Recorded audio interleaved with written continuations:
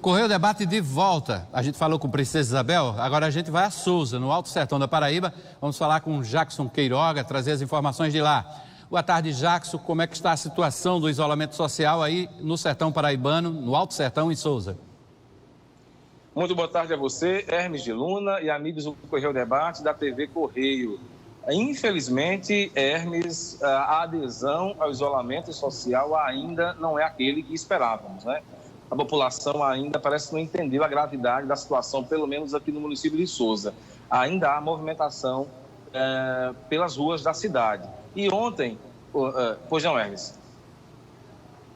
Eu dizia que ontem o prefeito prorrogou até o dia 11 de maio as medidas que já estão em vigor em relação ao combate ao coronavírus. E trouxe novas medidas, como a incluir o uso, né, de máscaras nas ruas, a obrigatoriedade do uso de máscaras em ambientes fechados ou abertos, né, ambientes comerciais. Agora só pode adentrar a um estabelecimento comercial a pessoa que estiver usando a máscara. Também obriga bancos e loterias, supermercados, conveniências e qualquer outro estabelecimento onde se formem filas a manter obrigatoriamente o mínimo de 1,5 metro de distância entre as pessoas na fila. Né? A gente espera que essa medida possa resolver a situação, né, das enormes multidões que se aglomeram em frente aos bancos, né, não apenas de Souza, mas de todo o país. Em Souza especificamente, a partir de agora, essa obrigatoriedade por parte dos bancos, o que emitiu ontem como norma a Prefeitura Municipal de Souza. E uma recomendação conjunta, Hermes, do Ministério Público Federal e também do Ministério Público Estadual, foi emitida ao comando da PM aqui da cidade e também ao prefeito de Souza para intensificar fiscalizações nas praças públicas, né, nas avenidas e também nos locais como campos de futebol, quadras poliesportivas, ao fim de coibir, de inibir, né, as aglomerações, onde costumeiramente acontece. Então, a polícia vai intensificar essas atuações em toda a cidade e, inclusive, aqueles que, se houver algum tipo, né, de resistência por parte das pessoas, elas vão ser levadas imediatamente até a delegacia, apertando essas medidas para que o isolamento social, o distanciamento social passe a ser cumprido com mais efetividade aqui na cidade. É uma boa adesão, mas poderia ainda ser muito melhor. E de acordo com o mais recente boletim epidemiológico, Souza conta hoje com 37 casos descartados da Covid-19, 3 casos recuperados, 12 casos confirmados e também 12 casos suspeitos. Ainda há um número, né, de casos suspeitos ainda, que é um número que preocupa, e já foram confirmados 12 casos da Covid-19 aqui na cidade de Souza. A gente espera que com essas novas medidas, Hermes, como eu disse anteriormente, a população possa entender que a situação é muito mais séria do que a gente imagina, né? Em colapso, inclusive, em algumas cidades do país. A gente não quer nem de longe que isso aconteça na Paraíba e, sobretudo, aqui na cidade de Souza. Para concluir, falar um pouco de chuva. Noite de ontem, muito chuvosa, Hermes. A noite de ontem aqui no Alto Sertão da Paraíba, muitas cidades receberam chuva, não numa grande intensidade, mas aquela chuva importante para a agricultura, ela se verificou em muitas cidades aqui do entorno de Souza, como Iraúna, Lastro, também São Francisco, Santa Cruz. Então, o agricultor feliz com o inverno que se consolida como um dos melhores, já que muitos açudes aqui na região já se encontram com sua capacidade máxima. E aproveitar, parabenizar o trabalhador, né, Hermes? Hoje, dia 1º de maio, parabenizar você, Hermes, trabalhador, a todos nós, que possamos ter dias melhores nos nossos trabalhos, né? Já que em tempos de pandemia, infelizmente, a comemoração desse 1º de maio ficou um pouco, vamos dizer assim, ficou um pouco apagada, né? Ok. Obrigado, Jackson, pelas informações aí direto de Souza, no Alto Sertão da Paraíba. Disponha sempre. A Paraíba deve receber uma compensação de mais de 600 milhões de reais pelo governo federal. Com a crise causada pela pandemia da Covid-19, os repasses de verbas federais caíram. O projeto só falta ser aprovado agora pelos senadores. Em proposta a ser votada no Senado Federal, a Paraíba poderá receber mais de 373 milhões de reais de compensação por transferência de verbas federais.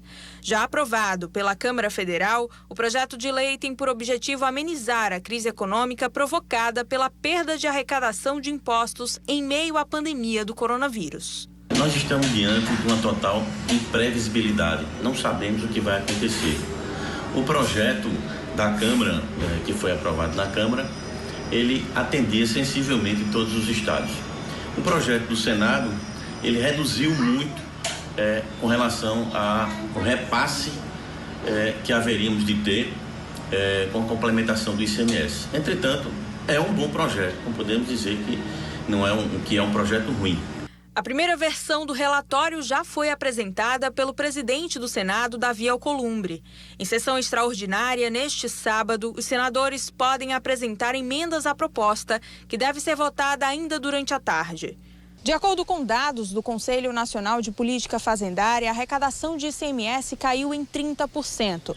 Uma das medidas propostas pelo presidente do Senado em seu relatório seria o congelamento dos salários de servidores públicos, municipais, estaduais e federais até o fim do próximo ano, em contrapartida ao repasse que será feito da União aos estados e municípios.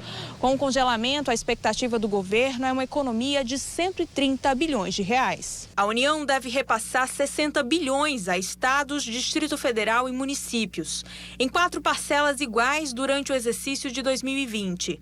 O montante será distribuído da seguinte forma: 25 bilhões para estados e Distrito Federal e 25 bilhões para municípios.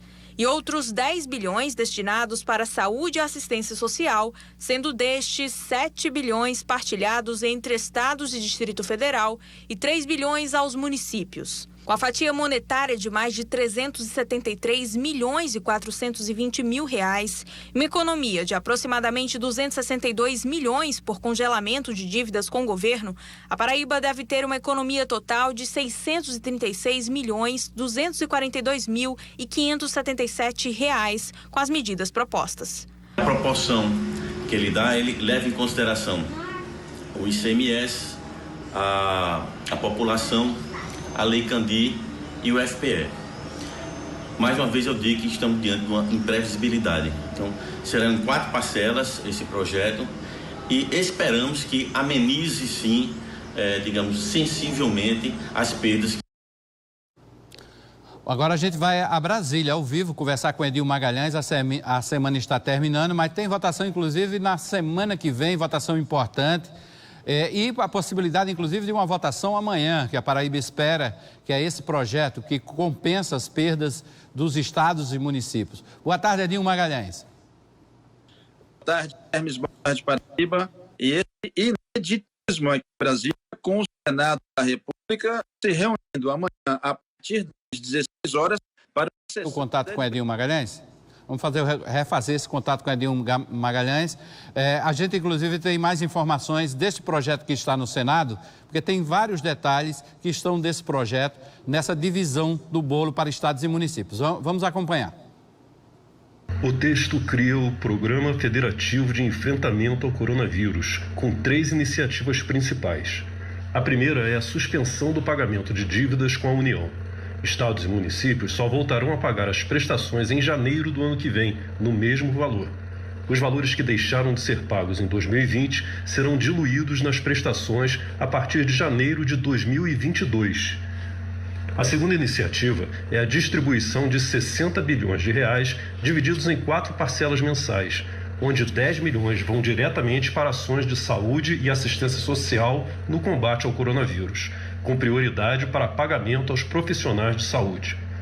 Essa parte será dividida da seguinte forma: 7 bilhões para os estados, sendo 60% de acordo com a taxa de incidência mensal divulgada pelo Ministério da Saúde e 40% de acordo com a população. 3 bilhões vão para os municípios, de acordo com a população de cada um. Dos 50 bilhões restantes, os estados terão que repassar metade para os municípios, sendo 60% de acordo com a quota-parte do ICMS, 20% conforme a população e 20% segundo o Fundo de Participação dos Municípios. A terceira iniciativa do programa é a reestruturação de operações de créditos que estados e municípios tenham com bancos ou instituições no Brasil ou no exterior. Nesses casos, o pagamento poderá ser em até 30 anos, com fluxo e custos inferiores aos estabelecidos anteriormente. Os juros serão equivalentes ao custo de captação do Tesouro Nacional e tudo terá o aval da União. O projeto estabelece ainda medidas adicionais, como a garantia de que estados e municípios negativados também receberão os repasses da União, a proibição de reajuste para servidores ou reestruturação de carreiras ou progressões até o fim do ano que vem. Estima-se que isso gere uma economia de 130 bilhões de reais. Há também a determinação de a Lei de Responsabilidade Fiscal ser alterada para explicitar quais dos seus dispositivos serão afastados nesses casos de calamidade pública, reconhecida pelo Congresso Nacional. O objetivo é dar segurança jurídica aos agentes públicos. Agora sim, vamos voltar a Brasília conversar com Edinho Magalhães ao vivo. Boa tarde, Edinho. A semana, como eu disse, está terminando, tem votação importante, inclusive votação que pode acontecer no sábado, né, no Senado. Exatamente, Hermes. Espero que estejam me ouvindo agora. É um ineditismo no Senado da República, uma sessão deliberativa em pleno sábado. Isso para votar o programa federativo de enfrentamento ao coronavírus. Esse PLP 149 que transfere recursos bilionários aos estados e municípios. Você mostrou ainda há pouco os valores relativos a cada estado. Foi isso, Hermes? Foi, exatamente. Então, eu estive em conversa com o gabinete do ministro. Havia questionado a questão desses valores, dessa repartição desses valores à Paraíba, cabendo a ela 636 milhões de reais. E a Paraíba, segundo o senador, estaria em quinto lugar entre os casos de pandemia do coronavírus. E nessa repartição dos recursos, ficaria somente em sétimo lugar.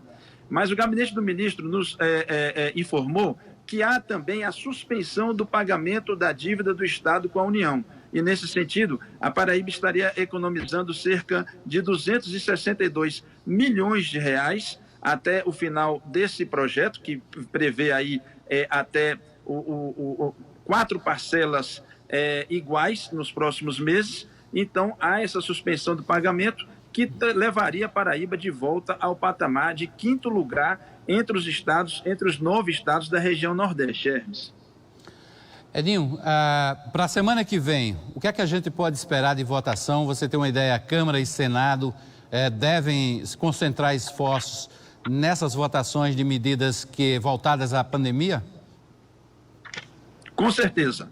Essa medida 149, ela tem um ineditismo, Hermes, não somente pelo dia da sua votação, mas também pela forma que ela vai transferir recursos da União para estados e municípios. Há uma preocupação muito grande, inclusive do ministro Paulo Guedes, com relação ao uso desses recursos, para que não se faça política e também para se congelar os salários dos servidores, tanto dos municípios, estados e servidores federais. Segunda-feira vai ter a votação da PEC 10, que é a PEC da guerra, cujo deputado paraibano Hugo Mota é o relator.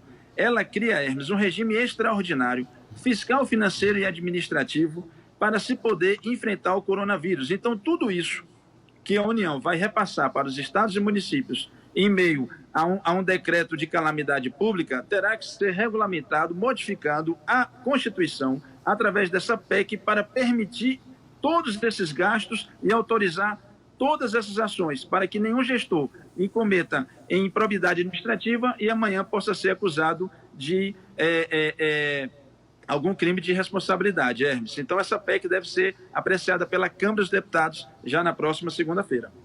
O estado da Paraíba teve o estado de calamidade pública reconhecido pela Defesa Civil Nacional, e isso é importante, inclusive, para encaminhar outros pedidos, outros projetos, outras reivindicações ao governo federal, não é, Edinho?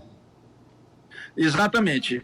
A maioria dos estados estão também lançando mão desses decretos, permitindo flexibilizar justamente a parte que lhes cabe da Lei de Responsabilidade Fiscal, para flexibilizar também a regra de ouro, permitindo que se gaste além do permitido pela responsabilidade fiscal, devido a esse enfrentamento. E os governadores estão vindo a Brasília, falando com o gabinete da presidência, com a Câmara e o Senado, para poder obter maiores parcerias, convênios e transferências da União com os estados e municípios, Hermes.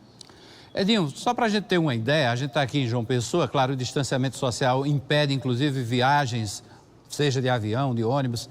Como é que está a situação em Brasília em relação ao distanciamento social? A esplanada dos ministérios está vazia. Quando você fala na zona cívico-administrativa e agora também militar, você vê ela bem vazia, com o teletrabalho para a maioria dos ministérios, para o Congresso Nacional, Câmara, Senado, para o Supremo Tribunal Federal e também no Palácio do Planalto, embora o presidente tenha saído bastante do trabalho de casa. Mas quando você vai para o entorno, Hermes, para cidades satélites, no entorno do plano piloto, você não vê esse distanciamento social sendo respeitado. Pelo contrário, as pessoas estão realmente saindo e buscando aí no dia a dia a sua luta pelo trabalho e pela sobrevivência nas regiões menos favorecidas, Hermes. As pessoas têm obedecido distância nas filas de banco? Olha, eu acho difícil, ainda mais se o banco for a Caixa Econômica Federal. Ali não tem como, você tem filas imensas porque há cidades satélites bastante populosas, como por exemplo a Ceilândia, que tem quase 500 mil habitantes. Então, fica impraticável você conseguir fazer esse controle. Agora, aqui no plano piloto, se você for uma agência de um Banco do Brasil ou de outro banco que não seja a Caixa Econômica que está executando essa transferência desses recursos, aí o respeito é maior, Hermes. Ok, Edinho Magalhães, obrigado aí. Bom final de semana, te cuida. A gente vai acompanhando aqui também as movimentações em Brasília, certamente vai ter votação do interesse da Paraíba. Exatamente. Hoje, dia do trabalho, mas a gente trabalhando, amanhã os senadores trabalhando e na segunda-feira a gente volta com mais informações sobre essa PEC 10 que o deputado Hugo Mota vai relatar. Um grande abraço. Ok. A PEC de guerra que Edinho fala é um orçamento extra, fora os gastos tradicionais que o governo federal executa todo ano, e esse orçamento extra permite que o governo gaste recursos sem os limites da Lei de Responsabilidade Fiscal.